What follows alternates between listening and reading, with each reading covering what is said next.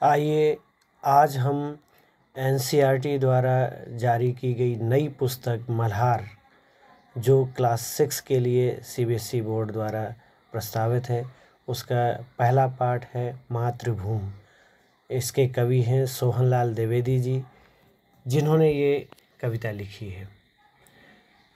मैं इसकी काव्य पंक्तियाँ पढ़ कर के शब्दार्थ और उसकी व्याख्या आपको समझाना चाहता हूँ। कोशिश है कि आपको इसमें मदद मिलेगी।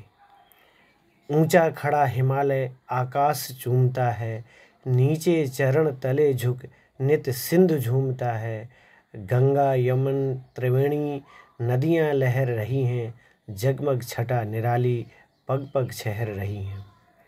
ऊंचा खड़ा हिमालय आकाश चूमता है। हम यदि भारत के मानचित्र को देखें तो भारत के उत्तर से पूरब की ओर हिमालय की पर्वत श्रृंखलाएं फैली हुई हैं। अनेक चोटियां बहुत ऊंची ऊंची हैं, आकाश को चूमती हुई दिखाई देती हैं, यानी ऐसा लगता है कि वो आकाश को छू रही हों। इसी तरह से भारत के दक्षिण में जहाँ हिंद महासागर है, वह ऐसा प्रतीत होता है कि भारत के जो चरण हैं अर्थात पैर हैं, उनके नीचे झुक करके नित माने प्रतिदिन सिंधु माने समुद्र झूम रहा हो, इठला रहा हो, लहर रहा हो, यानी हमारे भारत के चरण पखारता है। इस पंक्तियों के माध्यम से कवि ने जो भारत है, यदि हम इसका मानवीकरण कर दें, मानवीकरण अर्थात निर्जीव और प्रकृति की चीज़ों को मनुष्य जैसा दिखाया जाए, वहाँ मानवीकरण होता है। तो भारत के जो सिर पर है वो मुकुट के रूप में हिमालय दिखाई देगा, जो आकाश को चूमता जैसा दिख रहा है, और नीचे सिंधु यानी समुद्र भारत के चरणों को पखारता है। इसके आगे देखिए, गंग यमुन त्रिवेणी, यमुन का अर्थ यहाँ यमुना से है। गंगा यमुना की जो त्रिवेणी है, त्रिवेणी का अर्थ होता है 3 वेणियाँ अर्थात 3 चोटियाँ। तो यहाँ 3 नदियों की बात की गई है, जिसमें अदृश्य सरस्वती भी है। गंगा यमुना और सरस्वती का संगम है इस भारत भूमि पर। नदियाँ चारों तरफ लहर रही हैं, अनेक नदियाँ इस भारत भूमि पर बहती हैं, जिनकी छटा, जिनका सौंदर्य, छटा माने सौंदर्य निराला है, जगमग करता है भारत को। और पग पग का मतलब है कदम कदम पर वो छहरा रही हैं, फहर रही हैं। वह पुण्य भूमि मेरी, ये जो मेरी भारत भूमि है वह पुण्य भूमि है। पुण्य का अर्थ होता है जो हम अच्छे कर्म करते हैं, सदकर्म, वह पुण्य, उससे पुण्य प्राप्त होता है। तो इस मिट्टी पर अनेक पुण्य आत्माओं ने जन्म लिया है, अपने कर्म के माध्यम से अच्छे कर्म किए हैं, वही मेरी भी भूमि है। वह स्वर्ण भूमि मेरी, स्वर्ण का अर्थ होता है सोना, गोल्ड। सोने की भूमि भी कही जाती है भारत भूमि को। सोने की भूमि से अर्थ है कि जहाँ पर फसलें लहराती हैं, फसलों से भरा हुआ, अच्छी प्रकृति से भरा हुआ ये धरती है मेरी, तो ये सोने से कम मूल्यवान नहीं है। यानी ये एक विशेषण है जहाँ हम फसलों को, अन्न अनाज सभी चीज़ों को सोने जैसा कीमती मानते हैं, इसलिए ये स्वर्ण भूमि है। वह जन्मभूमि मेरी, वह मातृभूमि मेरी, इस मिट्टी पर मेरा जन्म हुआ है, इसलिए मेरी जन्मभूमि है। इस मिट्टी पर, इस मिट्टी ने मुझे माँ के समान पालन पोषण किया है। जिस तरह से माँ बच्चों का पालन पोषण करती है, उसी प्रकार यह मिट्टी हमें उपजाऊ मिट्टी दे करके भोजन आदि की व्यवस्था करती है। इसकी नदियाँ हमारा लिए जल उपलब्ध कराती हैं, अर्थात ये हमारी माँ के समान पालन पोषण करती हैं, इसलिए मातृभूमि कहा गया। झरने अनेक झरते जिसकी पहाड़ियों में, चिड़ियाँ चहक रही हैं हो मस्त झाड़ियों में।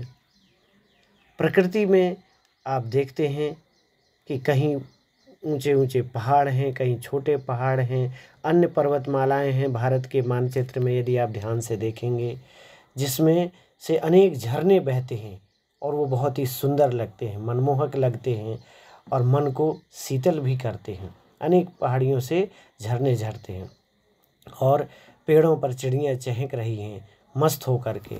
उन्हें सारी सुविधाएं उपलब्ध हैं इस प्रकृति से, इसलिए वो आनंदित है। मस्त हो जाना, आनंदित होकर के झाड़ियों में जो पेड़ की शाखाएं हैं, छोटे छोटे पेड़ों की डालियां हैं, उसमें चहक उठती हैं।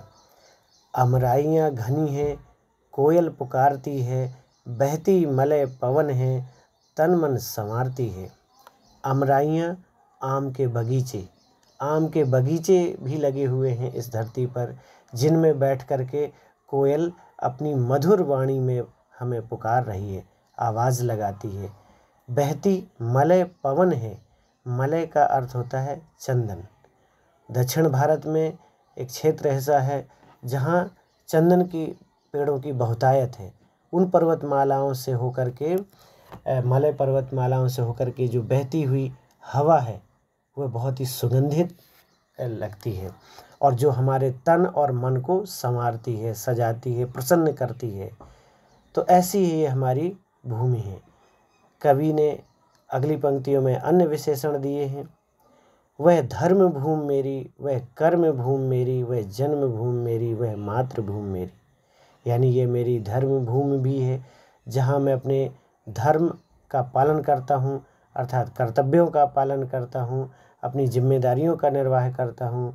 वह कर्म भूमि, जन्मभूमि आपने पढ़ा, ये कर्म भूमि शब्द का क्या अर्थ निकलेगा कि यहाँ मैं बड़े होकर काम करूँगा, काम करता हूँ।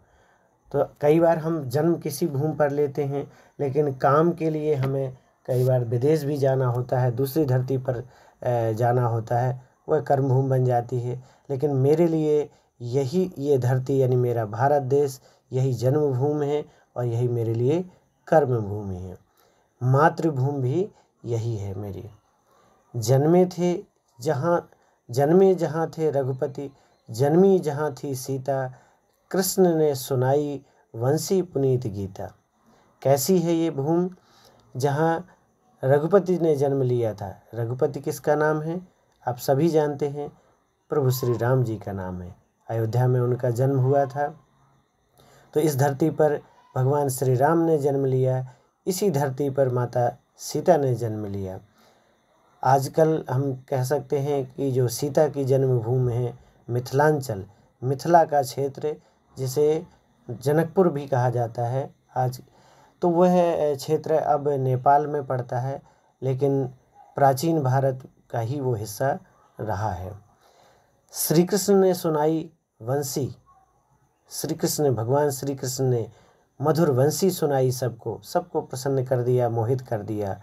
और कुरुक्षेत्र की भूमि पे अर्जुन को गीता भी सुनाई। पुनीत माने पवित्र गीता का उपदेश भी दिया। अर्थात जहाँ उन्होंने बहुत ही सुरीली वंशी से सबको मोहित कर लिया, वहीं उन्होंने अपने ज्ञान से अर्जुन को कर्तव्य के लिए प्रेरित किया, कर्म का संदेश दिया। गौतम ने जन्म लेकर जिसका सुयश बढ़ाया। गौतम कौन है? गौतम बुद्ध, जिनके बचपन का नाम सिद्धार्थ है। वो राज परिवार में जन्मे थे, लेकिन उन्होंने राजपद का त्याग करके संन्यास ले लिया और ज्ञान प्राप्त करके पूरे भारत को ही नहीं बल्कि विश्व को भी संदेश दिया, शांति का संदेश दिया और भारत का मान बढ़ाया। जग को दया सिखाई, जग माने संसार को दया और करुणा जैसे मानवीय गुण दिए। जग को दिया दिखाया, दिया माने होता है दीपक, ज्ञान का दीपक। यहाँ हमें अर्थ लेना पड़ेगा कि जग माने संसार को उन्होंने ज्ञान का दीपक दिया। अज्ञान के अंधकार को दूर करने के लिए ज्ञान का दीपक जला करके चारों तरफ रोशनी फैलाई, मानवता को रोशन किया। वह युद्ध भूमि मेरी, वह बुद्ध भूमि मेरी, वह मातृभूमि मेरी, वह जन्मभूमि मेरी। कवि ने एक विशेषण ये भी दिया है कि यह युद्ध भूमि है मेरी। यहाँ हम कह सकते हैं कि अपनी मातृभूमि की रक्षा के लिए यदि किसी ने हमारे देश पर आक्रमण किया तो हमने एक योद्धा बन करके अपनी भूमि की प्राणों से भी बढ़कर रक्षा की। वह बुद्ध भूमि मेरी, बुद्ध का अर्थात ज्ञान से है। गौतम बुद्ध का ही नाम है, लेकिन हम ये कह सकते हैं कि ये एक ज्ञान की भूमि है जिसने विश्व को मानवता का संदेश दिया। वसुधैव कुटुंबकम, सारी वसुधा परिवार है, अर्थात भाईचारे की भावना का भी संदेश दिया। इसलिए बुद्ध की भूमि भी मेरी ही है, वह मातृभूमि भी मेरी है और यह जन्मभूमि भी मेरी है। तो इस तरह से सोहनलाल द्विवेदी जी ने इस कविता के माध्यम से अपनी भारत माता का, धरती माता के प्रति अपने प्रेम को व्यक्त किया है और उन्होंने संदेश दिया है कि हमें अपने देश से प्रेम करना चाहिए, देश के प्रति हमारे अंदर भक्ति होनी चाहिए। यह पाठ आप देख रहे हैं कि मल्हार शीर्षक से पुस्तक जो अब नई प्रकाशित हुई है एनसीईआरटी के द्वारा, उसमें ये संकलित है। और मुझे उम्मीद है कि आपको इसका कुछ इसके अर्थ समझ में आए होंगे। पाठ से जो इसमें प्रश्न अभ्यास हैं उसको भी आप देख सकते हैं। नीचे दिए गए प्रश्नों का सटीक उत्तर कौन सा है? हिंद महासागर के लिए कविता में कौन सा शब्द आया है? सिंधु शब्द आया है। सिंधु एक नदी भी है, लेकिन कवि ने यहाँ पर सिंधु का अर्थ दक्षिण भारत में जो हिंद महासागर है उसके लिए प्रयोग किया है, ये ध्यान रखेंगे आप। मातृभूमि कविता में मुख्य रूप से भारत की प्रशंसा की गई है, भारत के महापुरुषों की जय की गई है, भारत की प्राकृतिक सुंदरता की सराहना की गई है, भारतवासियों की वीरता का बखान किया गया है। तो यहाँ पर इसमें सभी चीज़ें आ जाएंगी, क्योंकि भारत की भी प्रशंसा है, नाम संबोधित नहीं, लेकिन भारत के महापुरुषों, प्राकृतिक सुंदरता और भारत की वासियों की वीरता का बखान किया गया। अब अपने मित्रों के साथ चर्चा कीजिए। ये आपको करना है कि आप अपने मित्रों के साथ इस की व्याख्या फिर से समझनी है, आपस में बात करनी है। शब्द जो दिए गए हैं, अर्थ या संदर्भ, इसको भी आप पढ़ सकते हैं। हिमालय इसमें आपको मिलान करना है, हिमालय क्या है। और त्रिवेणी में 3 नदियों की जो धारा है, जिसमें मैंने बताया गंगा, यमुना और सरस्वती। हिमालय एक पर्वत श्रृंखला है जो भारत की उत्तरी सीमा में फैला है। 10वें नंबर पर आप देख सकते हैं। मलय पवन, ये दक्षिण भारत के मलय पर्वत से चलने वाली सुगंधित वायु है। सिंधु आपको बता दिया मैंने। गंगा यमुना नदियां हैं। रघुपति राम जी हैं के नाम है। श्री कृष्ण, ये आप मिला सकते हैं, बहुत आसानी से आप समझते हैं। सीता जी, गीता 7वें नंबर में आप देखिए, एक प्रसिद्ध प्राचीन ग्रंथ श्रीमद् भगवद गीता, जिसमें श्री कृष्ण और अर्जुन के बीच हुए संवाद, बातचीत का वर्णन है। गौतम बुद्ध बौद्ध धर्म के प्रवर्तक 1 नंबर पर एक प्रसिद्ध महापुरुष हैं। तो ये आप सभी बच्चे आराम से इसमें कर सकते हैं। कवि सोच विचार के लिए है, आप इसमें चिंतन करिए। कविता के को एक बार फिर से पढ़िए और निम्नलिखित के बारे में पता लगाइए। कोयल कहाँ रहती है, तन मन को कौन संवारती है, झरने कहाँ से झरते हैं। यदि आप ध्यान से व्याख्या को समझेंगे तो एक एक पैराग्राफ में आपको ये प्रश्न मिल जाएंगे। श्री कृष्ण ने गीता का उपदेश सुनाया, गौतम ने यश बढ़ाया, सुयश बढ़ाया, नदियाँ लहर रही हैं, पग पर छहर रही हैं। तो छहर का अर्थ है, ये एक ध्वन्यात्मक शब्द है। छहरना, बिखरना, छितराना। पानी आप फैलाइए, डालिए और हाथ लगा लीजिए हथेली, तो चारों तरफ वो फैल जाएगा। लहरना, हिलोर, लहर या तरंग जो इसको कह सकते हैं, लहरने का अर्थ है। तो मुझे उम्मीद है कि आप बहुत आसानी से इन प्रश्नों को कर सकते हैं। समूह में चर्चा करने के लिए, अमराइयाँ घनी हैं, कोयल पुकारती है। कोयल क्यों पुकार रही होगी, किसे पुकार रही होगी, कैसे? बच्चों के मन में बहुत छोटे छोटे सवाल उभरते हैं कि कोयल किसे पुकार रही होगी। वो कोयल आपको भी संबोधित कर रही है, कोयल अपने साथियों को भी संबोधित कर रही है, ठीक है। वो आवाज़ लगा रही है और वो प्रसन्न है, प्रसन्नता के गीत गा रही है। बहती मलय पवन है, तन मन संवारती। पवन किसका तन मन संवारती है? हम सभी का, हम सब जीवधारियों का वो तन मन संवारती है, जो मलय गिरी पर्वत से होकर चंदन की जो सुवास लेकर के, सुगंधित वायु लेकर के चारों तरफ फैल रही है। तो इस तरह से जैसे आप यहाँ देखिए जो चित्र एक दिया हुआ है, भूमि शब्द दिया हुआ है, और कविता में भूमि शब्द में अलग अलग शब्दों को जोड़ करके नए शब्द बनाने, आप भी कुछ नए बना सकते हैं। आपको संकेत बिंदु भी दिए हैं, तप से बन जाएगा तपोभूमि, देवभूमि, भारत भूमि, जन्मभूमि, कर्मभूमि, कर्तव्य भूमि, मरुभूमि, मलय भूमि, मल्ल भूमि, यज्ञ भूमि, रंग भूमि, रणभूमि, सिद्ध भूमि इत्यादि। आप आसानी से इसको कर सकते हैं। ये पहली है, श्री कृष्ण ने सुनाई वंशी पुनीत गीता। वंशी बांसुरी को कहते हैं। बांसुरी आप जानते हैं कि ये मुंह से फूंक कर बजाया जाने वाला वाद्य यंत्र है। ठीक है, ये सुशिर वाद्य यंत्र की श्रेणी में आता है। और वाद्यों के नाम इस वर्ग पहली में दिए हुए हैं, जहां आप बहुत जल्दी इन्हें ढूंढ सकते हैं। आपको चित्र संकेत भी दिए हुए हैं, जिसमें शहनाई पहले ही चित्र में आ नंबर पे शहनाई दिया हुआ है, बांसुरी दिया हुआ है इसमें। ठीक है, नाद स्वरम दिया हुआ है, शंख है इसमें दिया हुआ है। इस तरह से अब और भी जो है वो आप ढूंढ सकते हैं आसानी से। वर्ग पहली, इसको अक्षर दिए हैं और इसमें मात्राएं लगा करके आपको शब्द बनाने हैं।